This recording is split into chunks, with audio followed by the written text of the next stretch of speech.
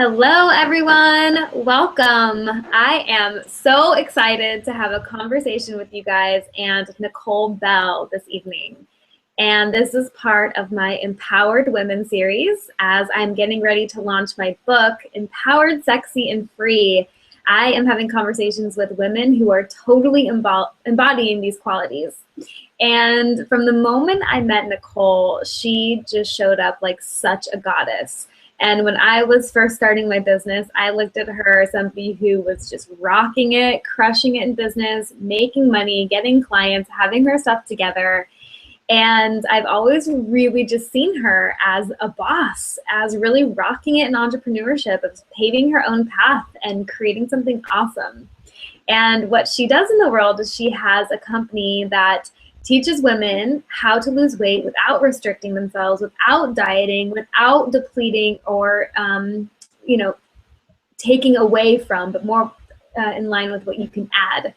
And she just has a huge heart, and she really wants to get people aligned with their divine mission in the world. And really, guys, I'm so excited to have this conversation with her because we're going to be talking about being the boss in your business. We're going to really get into how she got started in entrepreneurship.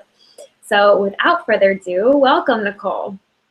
Bonjour, bonjour.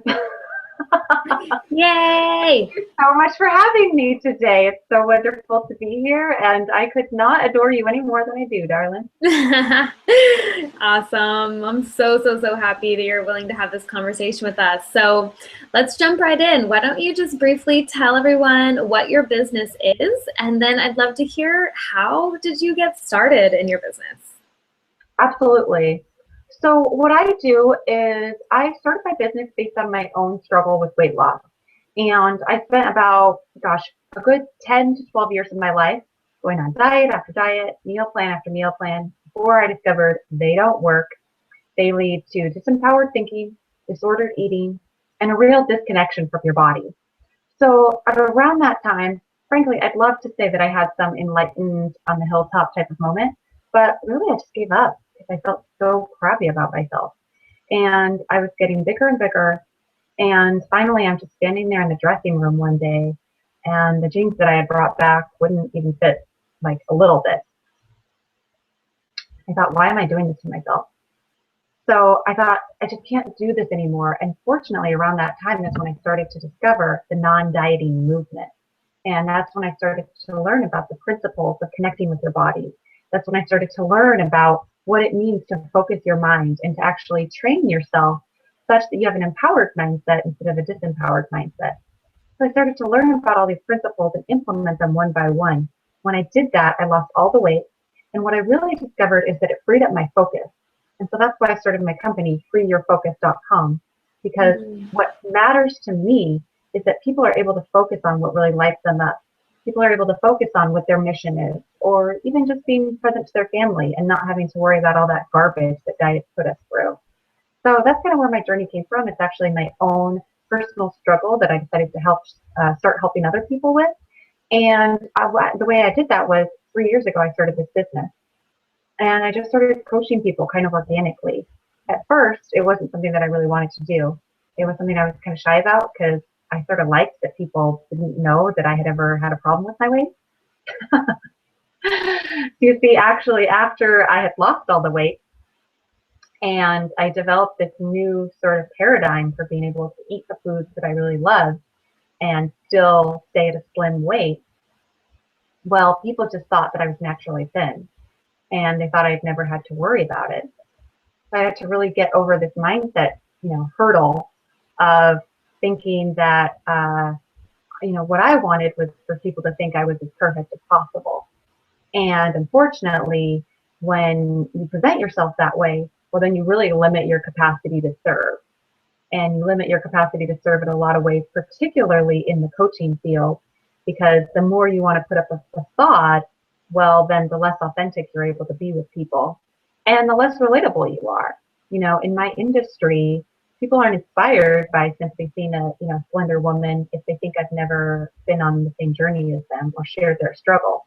But when people realize that I get it, that I've been in that way of thinking, that I've had, those moments where I've just really felt so terrible about myself, letting go of that facade is what really allowed me to step into a new level of service.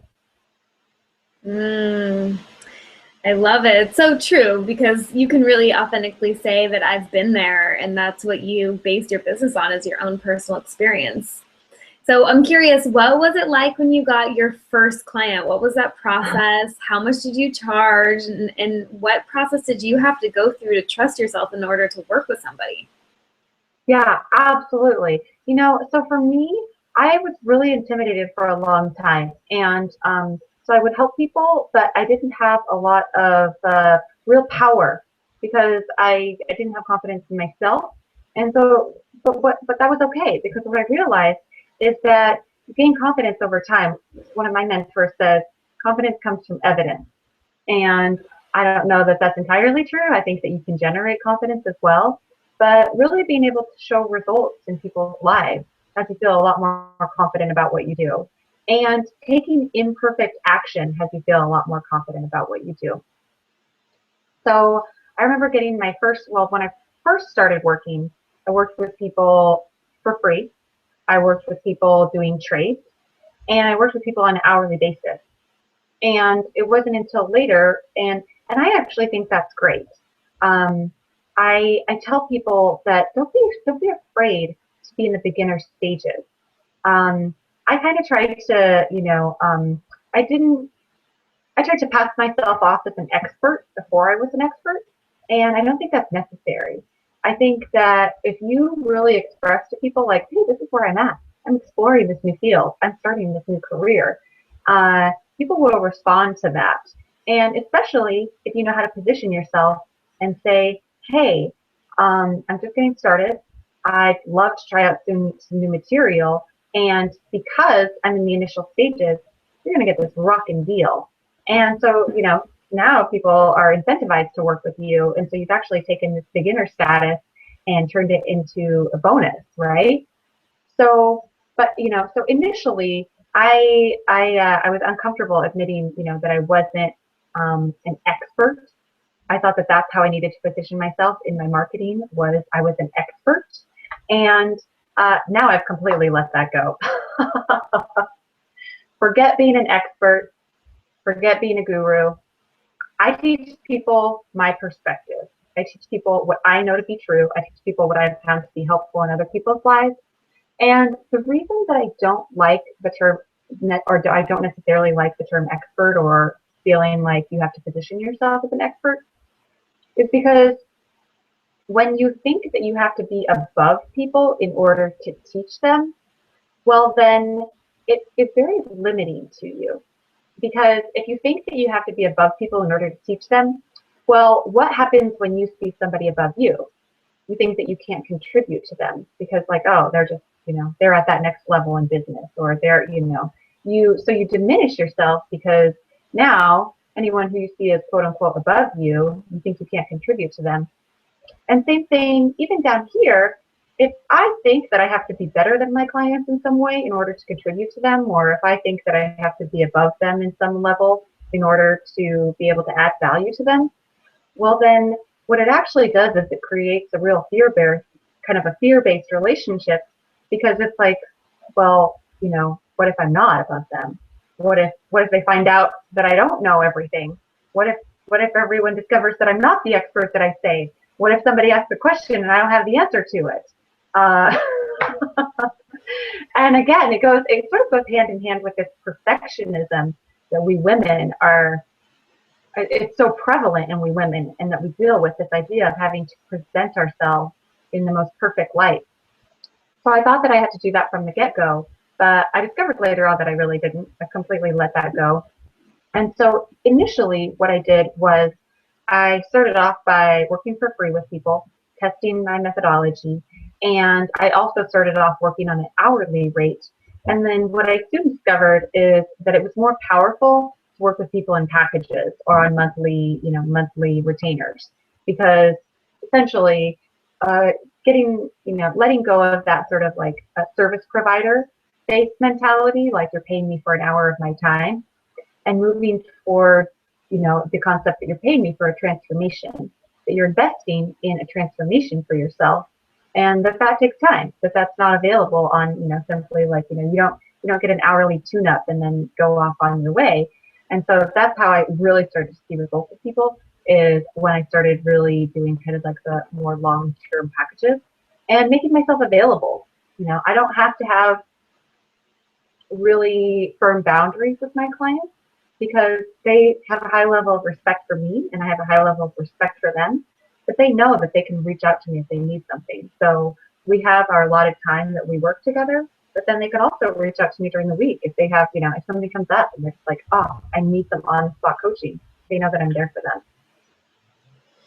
Oh my gosh, girl, that was packed with so much juicy information. And I've actually never heard it mentioned like you just said, where, looking at a ranking system, like if I'm better than them, then I can coach them. But if they're better than me, then I can't. And how many opportunities do you miss out on if you have that mentality? So, wow, thank you for helping me get really clear on that, because, there's a perspective that maybe a Fortune 500 CEO that I could really offer them. But if I had a story that I can't help people who are more advanced or more experienced than me, then I would always miss out on that opportunity. Yes, exactly. And essentially, because the other aspect of it is that really, anytime we're in a position where we're offering advice or coaching or guidance, or really creating space for somebody to deal with their emotions or, transform their life in some way, well, you're not really teaching anything new, right?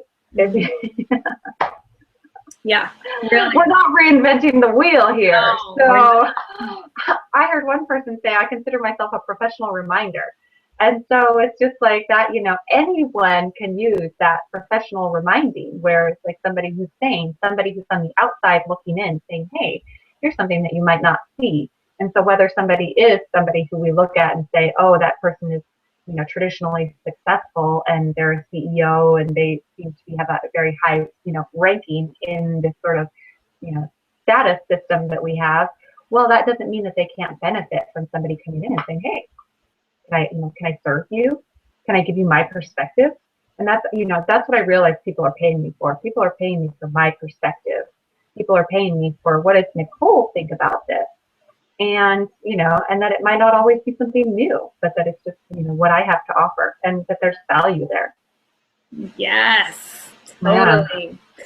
So you started working with clients for free. This is what we typically call like a beta client, where you're just testing out your processes, you're getting testimonials. It's either free or low cost.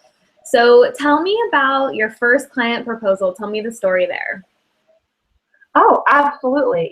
As a matter of fact, well, it's so funny because what I started doing was I started networking a lot. And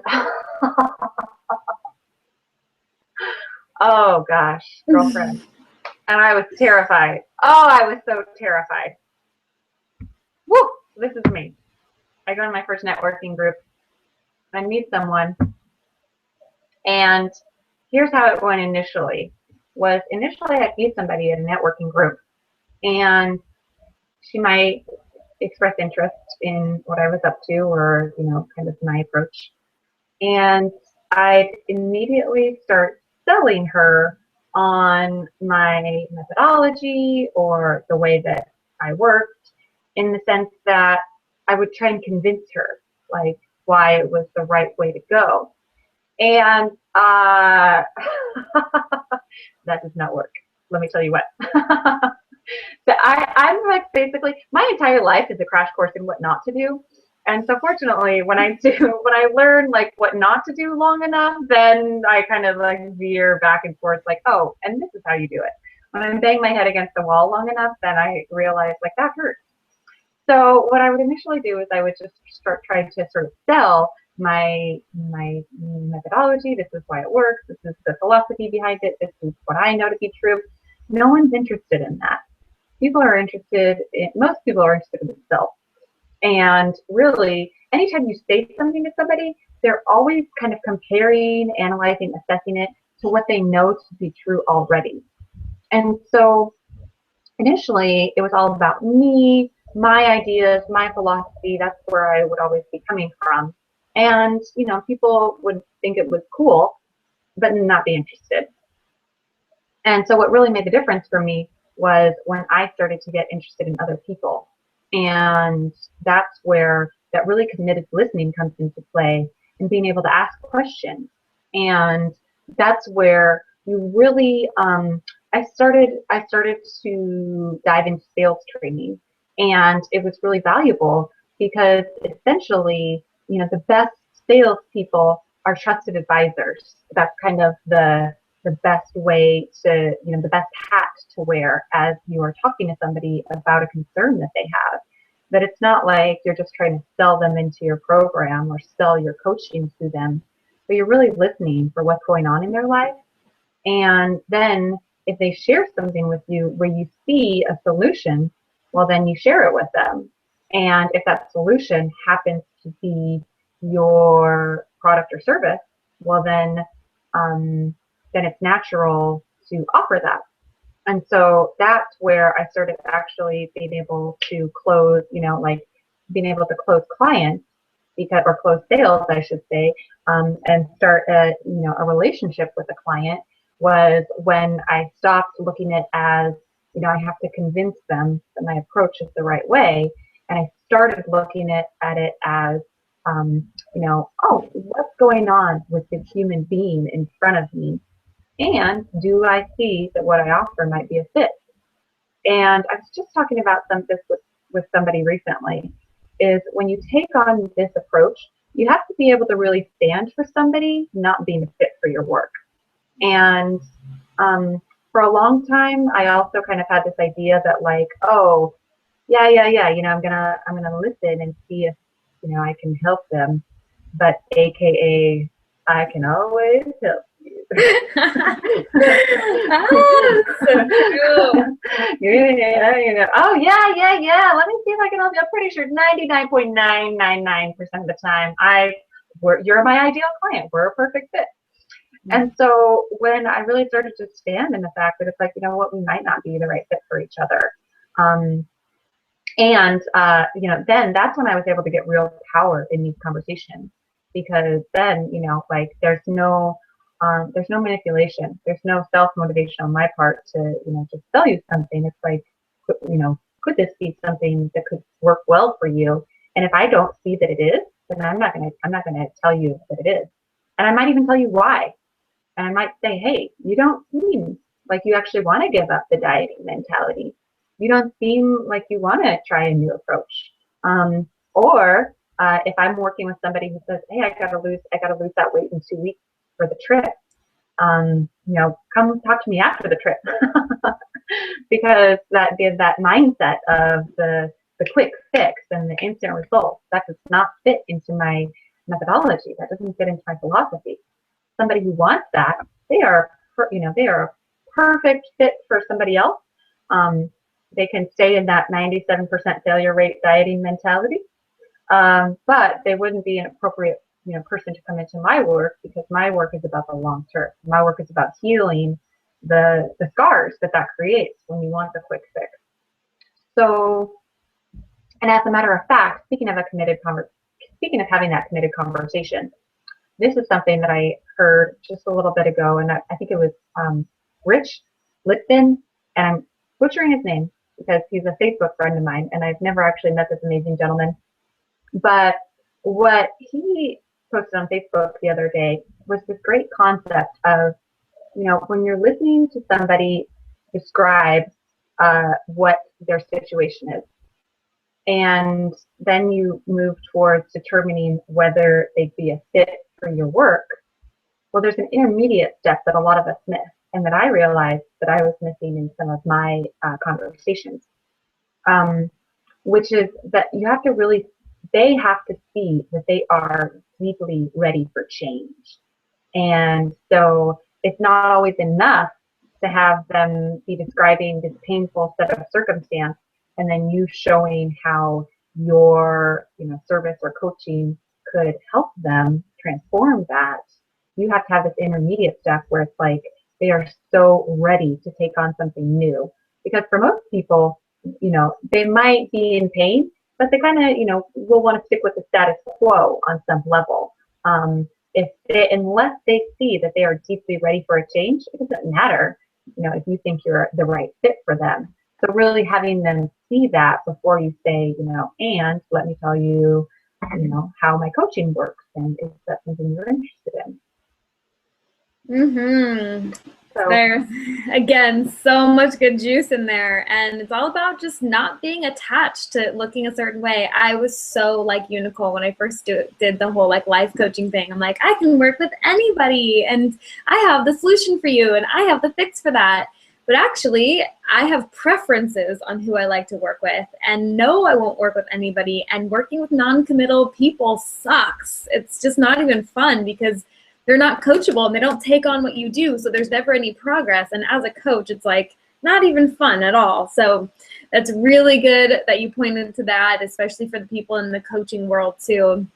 And I'm actually curious about the specific moment, if you can remember the moment that you gave your first client proposal. What was it feeling like? What was going on in your head? Was there nervousness? Do you remember the first time that you asked somebody to pay you a good chunk of money for your services? yeah, absolutely. Yes, I do, because I used to chase those people down. Work with me, please, please. And I do remember that. And I remember, for me, what I really took on was that if somebody didn't have the transformation that they wanted, was that I offered a refund. And I don't think that that's appropriate for everyone, but I knew that for me, the only way that I wanted to work with people is if it didn't work, that there was a no risk decision for them. Mm-hmm. Now I don't always do that anymore, because I have discovered that what I do is I create a space for people to transform, and that they have to bring their A game, and so that they have to be willing to do the work of transformation. And so some people think that when they invest a good chunk of money, that that's solving the problem. But as you and I know, that that's not really the case. You have to be willing to show up. And so that for me, that was the main thing that kind of ameliorated those nerves, was that I was offering, 100% money back guarantee, and that I really stood for the transformation that I was offering. And then fortunately, everyone that I worked with was just like, oh, this is amazing. This is so awesome. And then I got more and more confidence. And so I felt like I could stand in my offer and not have to say, and by the way, if it doesn't work, I'll refund you. Mm-hmm. Now I kind of stand in my own value more, and I let people, I think that sometimes you can do people a disservice when you're saying, I'll refund you, because then they don't have that investment on the line to step forward and say, hey, I'm going to put my all into this. Awesome. Good. Yeah, I know lots of people that offer a guarantee for their work. So that's awesome. And one more thing, I know that when I was talking to you the other day, you made an analogy that really stuck out to me. And it was the analogy of relating to your work like the lifesaver that you truly are, and the ER doctor analogy. Could you share with them a little bit about what you shared with me about that? Yeah, absolutely. Absolutely. I think it was, we were talking about, if I can recall correctly, and correct me if I'm not recalling it correctly, but what we were really talking about is the level of urgency that you take on with your work, and the level of importance that you give to it, and the way that you relate to it. That, as entrepreneurs, and particularly in the coaching industry and the transformational industry, we can really have this sensibility that, I'm networking, I'm having relating conversations, and giving people the possibility to transform. But there can be almost like a casual air to it. And where I really started to stand is that it's like, no, my work makes a difference for someone's life. And because I started to see that in my clients' lives, and I started to see that, this makes a difference for people. That I think there was a story that I was relating earlier before we had those technical difficulties. But one of the reasons that I got started in my work was because I was sitting across the table from someone, And she said to me, you know, Nicole, women are suffering out there, and you have something that could change that for them. And so that's where we all want to come from, is that, you know, this level of urgency about it, this level of intentionality, where, you know, an ER doctor, I think this was the analogy, an ER doctor doesn't just, you know, kind of show up when he shows up. Like, you know, an ER doctor gets there's somebody in that operating room whose life depends on him. And if we are not living that way, then we are doing a disservice to our clients, because your client is not just your client. Your client is their friend, their family, their community, their work. Like, so for every one client that you have, that represents a community of people that you are working with, because you're impacting that one person's life, and then they get to go impact other people's lives. So that's the kind of gravity that I started to put towards my work, and that I would like us all to start putting towards our work. Oh my gosh, yes. I love that. And oh, it's so true. Like, if you have a solution for somebody, if you have insight about how you can change the world, and you're not doing it because you don't think it's good enough, you don't think it's right, you don't think, you know, it's needed. I mean, it's actually really quite selfish and rude if you're hoarding good ideas for the world. Like, we need everybody to show up in whatever their divine calling is. And I think that that's truly what an empowered woman is. She knows that the gifts that she's been given matter. Like, you are somebody, Nicole, who knows that your system, your methodology, your own story of transformation matters in the world. So you show up every day, and it really reflects in your business. You get results. You are fully supporting yourself. You're making good amounts of money. And that's all because you know that what you're doing actually matters, and it's making a difference, and you're relating to it with the same amount of urgency that an ER doctor does. So yes. even since our call, I've used that analogy like 3 times in conversation because it's so helpful for me. Because yes, if I ever feel like I'm getting lazy, or like I'm just like sleeping in or not being productive, I think about all the women who are waiting for me to show up, and that inspires me. Absolutely. Well, thank you. And especially, you know, the thing of it is that, especially in the transformational industry, that it's so easy to relate to it in that casual basis, because so many people, you know, we wear social masks, and we walk around and somebody says, how are things? And we say, great, they're fine, you know, everything's good. And so we kind of get this idea that like, oh, everyone's good, everything's good, everything's good. Everything's not always good. People are hiding that they have a lot of hurt. People are hiding that they have a lot of fear. People are hiding that they're really dealing with stuff. And so to reach out and, you know, to pierce through that facade and to really make a difference for somebody, it's extraordinary.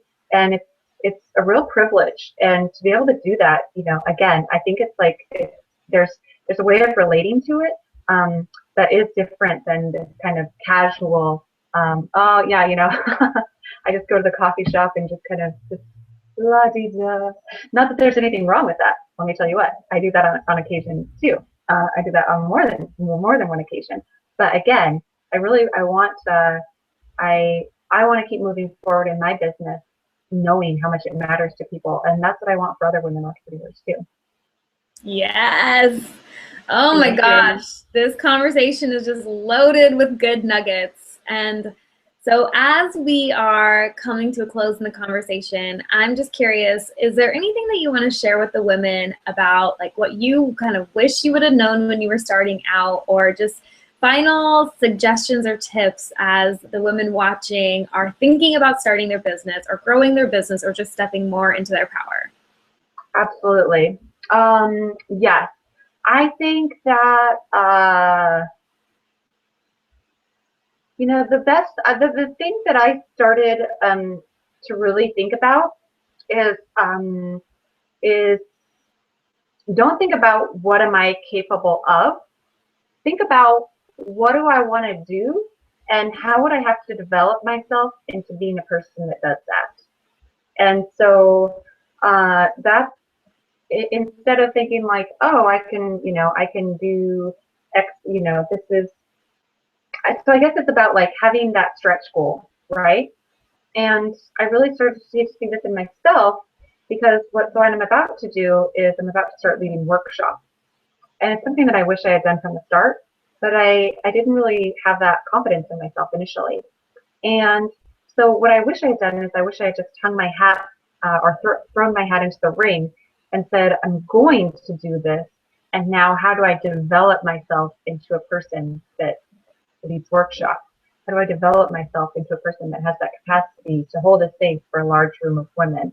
How do I develop myself into somebody who thinks that I can do this and who sees myself in that light?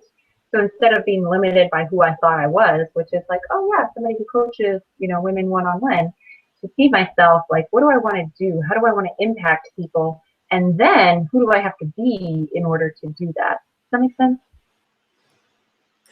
Totally. Oh my gosh. Yes. And, in the conversation of just starting, and you mentioned imperfect action, yes, like jump in and do it, even if you don't know what the heck you're doing. Like even me just doing this Google Hangout interview and asking for the Hangout, I don't really know what I'm doing as an interviewer. I don't really have a huge plan for what I'm doing with these videos. All I know is that these conversations are helping people and I'm just jumping in and creating them. And no, I don't have some fancy background. You're in my home office. And no, I don't have a microphone and a recording studio, but we are just jumping on and having a conversation. And it's like those little actions that will add up to something greater. So it's, yeah, jump in, start creating it. That's what people always say. Like, I wish I'd built my email list sooner, or I wish I just had started doing those workshops or whatever it is. So just encouraging everybody who's watching, like that thing that you've been thinking about, giving yourself permission to just do it. Yes, just go for it. That's exactly it. Just jump in and be willing to be terrible. Totally. Just be willing to just throw yourself in and just be bad at it for a while and, just learn along the way and just figure it out. And that's really what, successful people have the best relationship with failure. And we don't look at them that way because we see the end result. But what we don't see or, think to notice is all the failures along the way and where they've tried and haven't succeeded in certain things. And again, it's because then it was just about trying. It was just about going for it. And so, you might go for it and then discover like, oh, this particular avenue isn't for me. This particular avenue isn't for me. But as long as you keep having that mentality of like, I'm just going to go for it. I'm just going to go for it. I'm just going to go for it. You'll find the thing that's meant for you. And that's what I found for myself. And that's what you're finding for yourself too. So it's really exciting. That's it.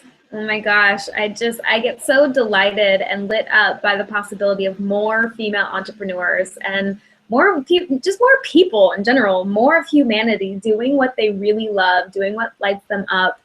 And so, Nicole, I just want to thank you so much for your nuggets of wisdom. It was so incredible and so helpful. There's just so much juicy goodness packed in here and so many really important themes that you articulated so beautifully. So thank you so much for your generosity in coming on this call and sharing with the people who are following my series in this.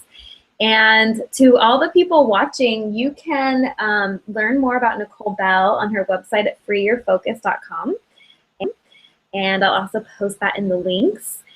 And yeah, just thank you so much for watching. Thank you for being willing to be engaged in this conversation with us. It really says a lot about who you are and what you're committed to if you've made it to the end of this broadcast here.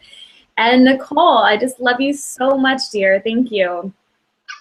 I love you so much, Darlene. Thank you so much. And I just thank you everyone for joining us. And yeah, thank you for being someone who cares about people so much.